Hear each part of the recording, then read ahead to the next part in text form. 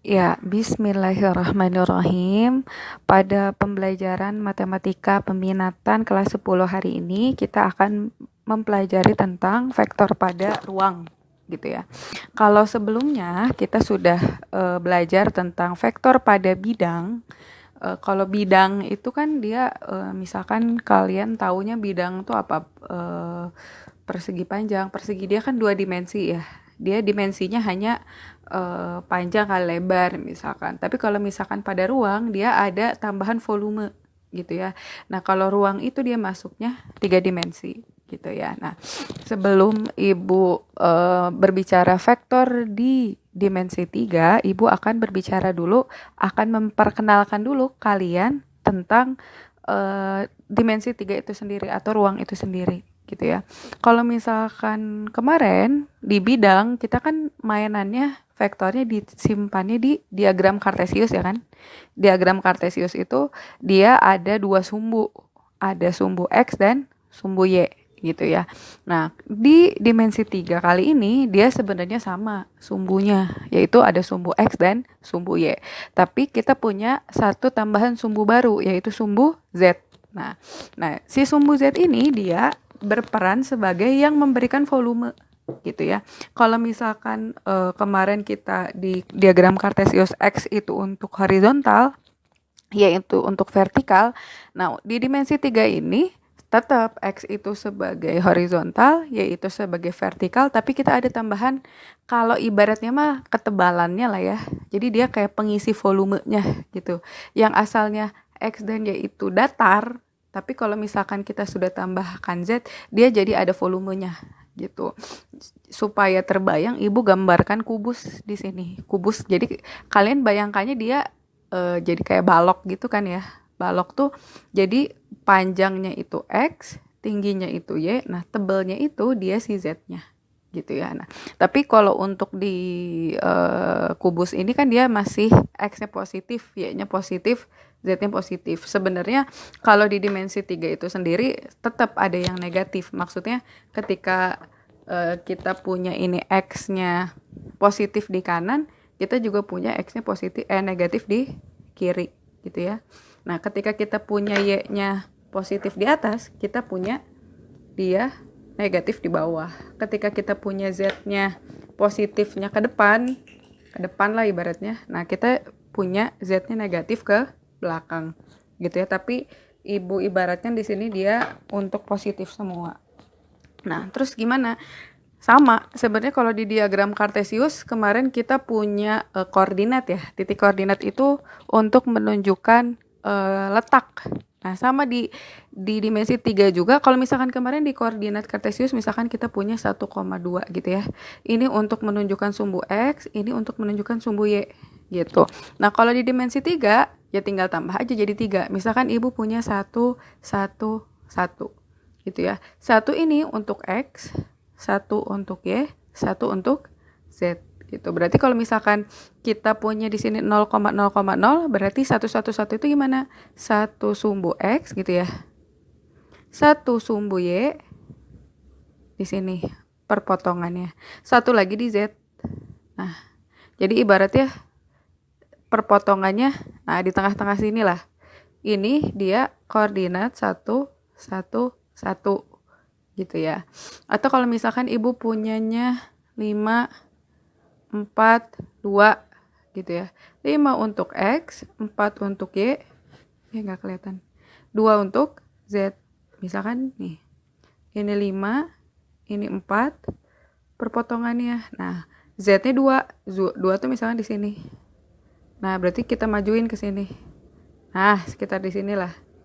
5, 4, 2. Supaya kalian lebih terbayang lagi bolehlah searching tentang dimensi 3 itu sendiri gitu ya. Nah, sekarang Ibu akan berbicara vektor pada ruang dimensi 3. Nah, vektor pada ruang dimensi 3 itu seperti apa? Sebenarnya sama, konsep vektor dari dulu juga sama. Bahwa vektor itu tujuannya dia menunjukkan apa? Vektor itu dari dulu dia nggak berubah. Tujuannya untuk menunjukkan besar perpindahan perpindahan dan arahnya, besar dan arah perpindahan gitu ya. Jadi vektor mau dimensi 2 mau dimensi 3 dia tetap tujuannya sama. Dia menunjukkan besar dan arah perpindahan. Jadi kalau misalkan kita, dan ingat kalau vektor kan ketika dia tidak ditentukan titik awalnya bebas ya. Titik awalnya mau di mana aja. Jadi kalau misalkan ibu punya titik awalnya di sini deh ibaratnya gitu ya. Oh, vektornya misalkan ibu punya vektor U, kalau 3 dimensi jadinya ada 3. 2, 1, 0 ibaratnya. Oh berarti 2, 1, 0 ini 2. Ingat dia menunjukkan perpindahan secara, kemarin apa nih? Horizontal ya? Horizontal dulu kan ya? 1 menunjukkan vertikal. Nah si 0-nya ini dia menunjukkan perpindahan di dimensi 3-nya ini. Si ketebalannya ini. Gitu ya. Ketebalannya atau di dimensi 3-nya. Gitu ya. Jadi si Z-nya itu dia menunjukkan, oh dia kalau dulu mah dia pindahnya cuman misalkan vektornya gini gitu ya. Gini doang gitu ya. Atau misalkan gini doang gitu, atau misalkan gini. Tapi kalau misalkan di dimensi 3 dia pindahnya udah ke horizontal, vertikal tapi tebelnya juga gitu. Jadi ada miringnya gitulah. Ibaratnya gitu ya. Jadi kalau misalkan ibu punya vektor U, vektor kolomnya 2, 1, 0, nah berarti dia 2 itu menunjukkan perpindahan horizontalnya, 1 itu menunjukkan perpindahan vertikal, dan 0 ini menunjukkan ketebalannya gitu. Gitu. Atau misalkan ibu punya vektornya vektor misalkan V 2, 1, min 1, min 3 gitu ya. Gitu. Oh berarti 2 ke kanan, karena dia horizontal, 1 ke bawah, berarti dia 2 kanan gitu ya, 1 bawah. Nah ingat kalau misalkan apa sih ketebalan ini, kalau positif dia ke depan, kalau negatif ke belakang, berarti 3 ke belakang gitu ya, tebalnya nambahnya ke belakang gitu. Ini untuk vektor pada dimensi 3. Nah berarti untuk ini belum operasinya, berarti untuk penulisan vektornya sendiri gimana? Penulisan vektornya berarti kalau misalkan ibu punya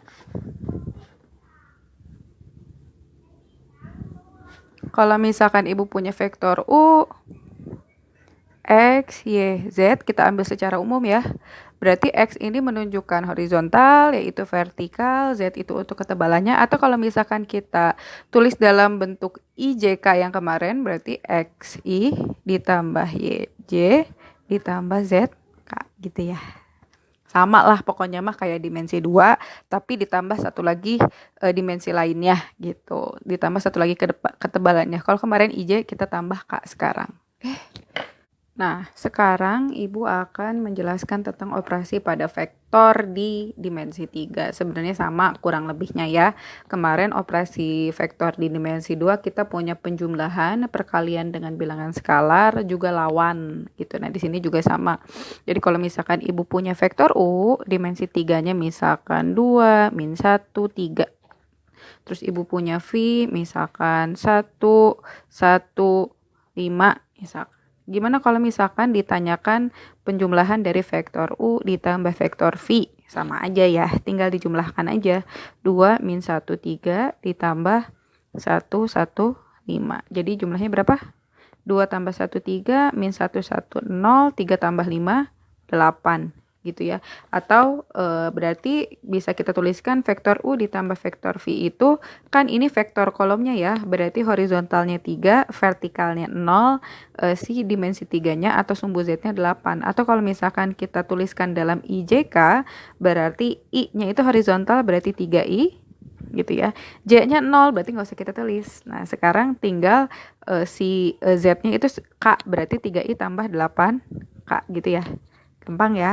Atau kalau misalkan Ibu mintanya U dikurangi 2V misalkan, tinggal ya sama aja, 2 min 1, 3 dikurangi 2 dikali 1, 1, 5 gitu ya. Berarti 2 min 1, 3 dikurangi 2, 2, 10. Gampang ya, bisa ya. Berarti berapa?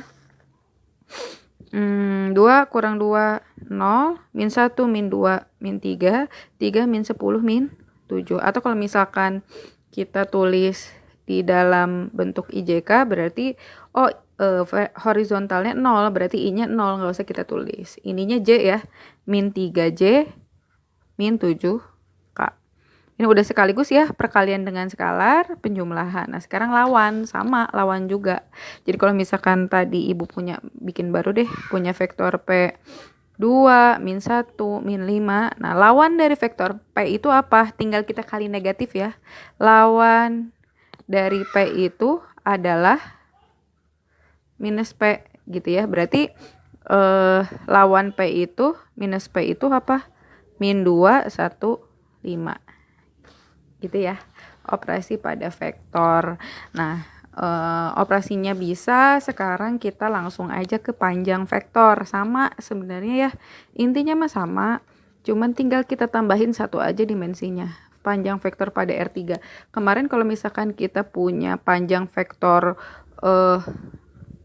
U itu akar X kuadrat ditambah Y kuadrat, kalau misalkan kita punya U-nya, kita ambil secara umum aja ya, misalkan X, Y, Z gitu ya. Berarti panjang U, ini ingat ya, mutlak itu tanda dia panjang vektor U. Gitu ya. Berarti tinggal akar X kuadrat ditambah Y kuadrat ditambah Z kuadrat. Gitu ya. Berarti kalau misalkan ibu punya vektor V, dia 1, min 2, 5. Gitu ya. Berarti panjang vektor V apa? Akar 1 kuadrat ditambah min 2 kuadrat ditambah 5 kuadrat. Berarti berapa? Akar 1 tambah 4 tambah 25. 29 akar 30. Udah gini aja. Gitu ya. Sama satu lagi vektor satuan. Ingat vektor satuan itu apa? Vektor satuan itu adalah vektor yang menunjukkan ketika si panjang vektornya 1. Kemarin panjang vektor satuan itu apa? Vektor dibagi panjangnya. Berarti kalau misalkan ibu punya vektor U itu dia X, Y, Z, atau U itu XI ditambah YZ, YJ ditambah ZK, gitu ya. Nah, maka vektor satuan teh simbolnya gimana? U strip segitiga, gitu ya. Berarti dia apa? U per panjang U, gitu ya. Berarti gimana? U per panjang U itu, berarti kalau misalkan ibu punya vektor V 2, 1, min 4, berarti vektor satuannya gimana? Ini vektor satuannya ya. Nah, berarti kalau mau tahu vektor satuan, kita harus cari dulu panjang V-nya. Berarti panjang V-nya apa? Akar 2 kuadrat tambah 1 kuadrat min 4 kuadrat. Akar 4 tambah 1 tambah 16, 21. Berarti akar 21 ya. Nah, berarti vektor V itu apa? Vektor satuan V itu V per panjang V ya. Berarti gimana? Berarti kayak gini boleh, atau mungkin kayaknya kalian lebih gampang pakai IJK ya. Berarti 2I ditambah dari sini ya. 2I ditambah J min 4K gitu kan ya. Nah, dibagi panjang V-nya berapa? Akar 21. Tinggal dibagi-bagi aja. Berarti vektor satuannya itu 2 per akar 21I ditambah J per akar 21 dikurangi 4 per akar 21K. Berarti ketika panjang V, si panjang V, jadi kan panjang V ini akar 21, berarti akar 21 itu sekitar 4, sekitar 4, nah ketika panjang si V ini 1, maka dia letaknya ada di 2 akar 21I 1 per akar 21J min 4 per akar 21K. Ingat konsep vektor satuan yang lalu ya, ini cuma nambah satu dimensi aja. Atau kalau misalkan ibu tulisnya dalam vektor kolom gimana? 2 per akar 21, 1 per akar 21, min 4 per akar 21 gitu ya. Kalau lupa buka lagi catatan yang kemarin tentang vektor satuan. Udah segitu aja. Setelah ini tinggal ibu kasih tugas untuk dikerjakan ya. Tolong dikerjakannya via Edulogi. Ibu minta tolong untuk tidak via WA karena Pak Ciwuh memeriksanya. Selamat mengerjakan tugas.